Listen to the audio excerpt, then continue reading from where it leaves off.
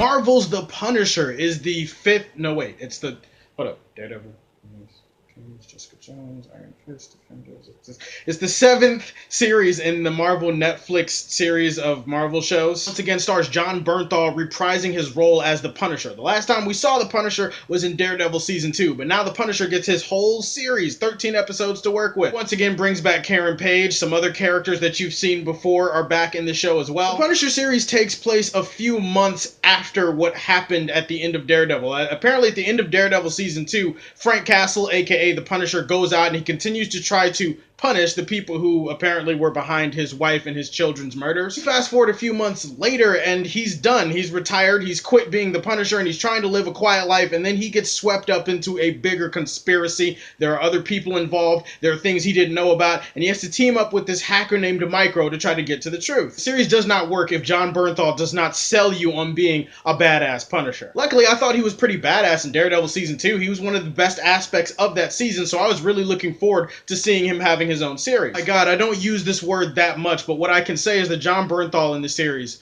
was brilliant. Absolutely, positively freaking brilliant. This dude brought it every episode, every scene. He is the Punisher. So much emotional intensity to his performance. There's so much nuance to his performance. He does a great job of being the badass Punisher, but he also shows that the Punisher does have a softer side, and they do get to delve into some very important character moments throughout the season. Jon Bernthal is also really great in the action scenes, which I do have to point out are glorious. The action scenes in The Punisher are really, really well done. They're not well done in like a choreography type of way. I mean, they're well done in the sense that they're very visceral and very in your face. They're very bloody. They're very gory. I mean, they take the blood and the gore factor and they up it to like 9,000 for this show. Seriously, Quentin Tarantino probably got a hard dick watching the show. That's all I'm saying. Incredibly violent, incredibly satisfying to see the Punisher in a very violent series. I mean, let's be honest, that's what you wanted to see, right? However, the point of the show is not violence. The point of the show is the characters. So the characters are what need to stand out to justify or make you give a shit about the violence that happens in it. Jon Bernthal as Frank was great. What about the rest of the characters? Again, for most of the season, he has to team up with this hacker named Micro. Micro is a character from the comics,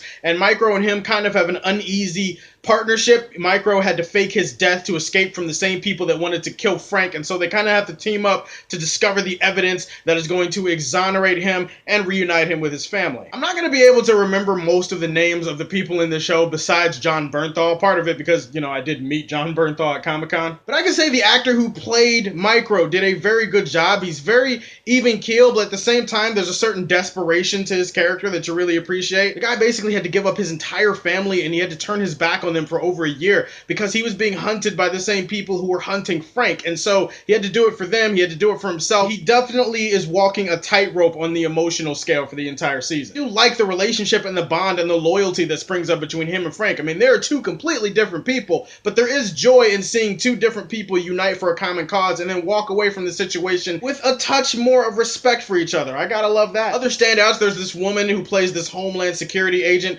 I forget her actress's name, but her name is Madani, Agent Madani, Nina Madani. She was really great in this season too. She has a partner named Stein, and they're working together on this case that has something to do with Frank and his unit when they were back in Kandahar. Kandahar is mentioned a lot in this season. Kandahar, Kandahar, Kandahar, Kandahar. There's a lot of Kandahar in here. They're investigating Kandahar, which means they're also unintentionally investigating Frank Castle and the rest of his unit. When she starts the season off, she already has like a personal emotional stake in everything that's going on, but then she also has more of an emotional stake in things because she gets involved with Billy Russo. Billy Russo is played by Ben Barnes, and Ben Barnes, I'm pretty sure, is that whiny bitch from Prince Caspian. You guys remember Chronicles of Narnia, Prince Caspian? Yeah, the Prince Caspian from that movie is in this show as Billy Russo. If you've read any of the Punisher comics, which I have, then you know who Billy Russo actually is, and I will say that I really love what they did with his character in this season. He does get involved with Madani throughout the course of the season, but really his story is one about redemption and betrayal between him and Frank. Him and Frank are like brothers, they're best friends. These guys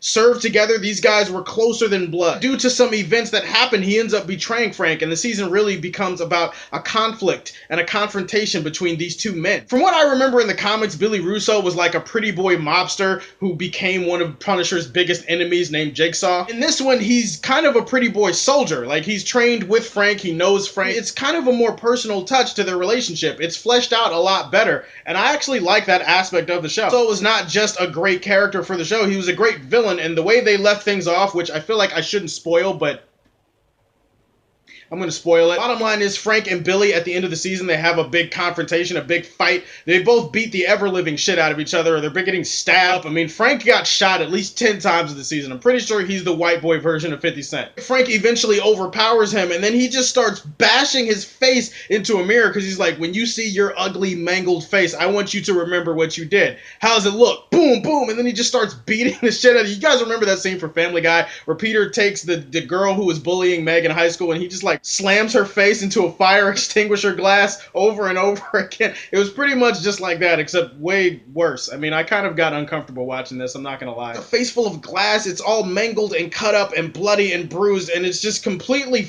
foobarred beyond all recognition. The point is, the season does lead off where he possibly could be on the road to becoming Jigsaw. We'll have to wait and see. I like the fact that this season did touch on certain ethical and social issues like gun control and PTSD, but whereas in other shows I feel like they would try to force feed you it and they would try to beat you over the head with the shit, in this show it all kind of adds to the story. They focus on PTSD and some of the problems and issues that vets have when they come back from war, and they also focus on the issue of gun control, but they don't make you choose a side one way or the other. It's not like they sit you down and they preach to you, you're like, yeah, gun control because guns are bad and blah blah blah. They don't make you feel a certain type of way about Frank and what he does. And the same thing goes for PTSD. There's a subplot that involves this former soldier, this former Marine, who gets caught up in some really bad shit, suffering from PTSD, becomes kind of a side villain for the show, but again, it really adds to the plot of the story. I can't say that, oh, well, this subplot didn't go anywhere, because it actually did. It did lead to some really important revelations in the later half of the season. As far as issues go with the season, the pacing, I mean, come on, everybody's gonna complain about the pacing.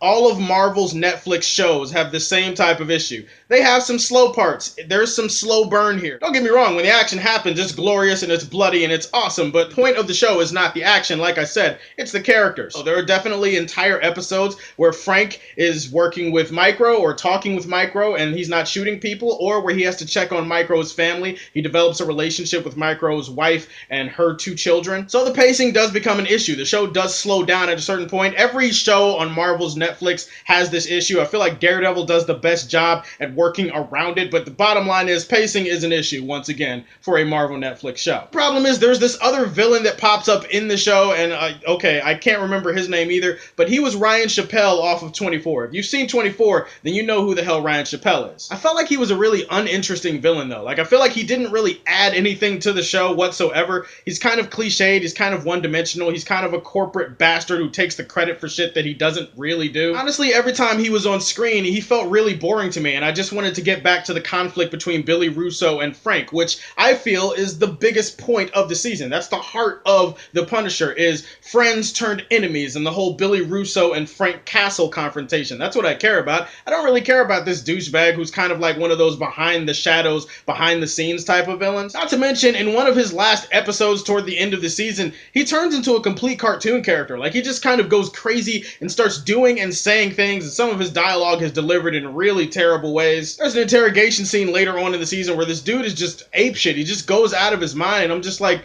no, can we get this guy off this guy? I care more about Billy. Can we get to the Billy Russo shit? Also, this isn't really a flaw, but it is something that I thought about while I was watching the show. Micro's family, his family, he has a wife, and there's 2 children. There's a girl and a boy. The boy got on my everlasting nerves. No, seriously, the kid is just one big, gigantic twat waffle, and I do understand that a year ago he thought his father died, and he's feeling angry, and he's lashing out, and okay, I get it, he's going through a tough time, but just because I understand why he's being a twat waffle doesn't mean that I accept it any more or less. No, the dude was just a gigantic penis. I hated him. He was an asshole. He treated everybody like shit, and even though I didn't want anything bad to happen to him per se, I wouldn't have minded if he had, like, I don't know, run into a parked car or something. As in the end, The Punisher is probably one of the best Netflix Marvel shows that they've ever made. Tremendous acting and performances from Jon Bernthal and the rest of the cast. It has glorious, bloody, unrelenting graphic violence, which you should love if you're a fan of The Punisher. It has a great story with some great social issues that are woven in that somehow add to the overall narrative. It has a great villain and a great hero versus villain confrontation that feels more fleshed out than it is in the comics. Pacing and villain issues aside, I actually really dug the hell out of The Punisher, and I think I'm gonna go high on this one. Superman Prime. Let's just do it. Superman Prime. Marvel's The Punisher on Netflix is Superman Prime TV. Alright guys, those are my thoughts on The Punisher. So tell me, have you seen it? What did you think about it? What was your favorite part of the season? And where would you rank this among the Marvel Netflix shows? I feel like this is going to change every single time we see them because these Marvel Netflix shows, I mean, they really are the shit. They really are. They're good. Please like and subscribe to the Superfan Show. And as always, if you like what you see, tell me how you feel and stay tuned to hear more from the Man of Steel. Peace!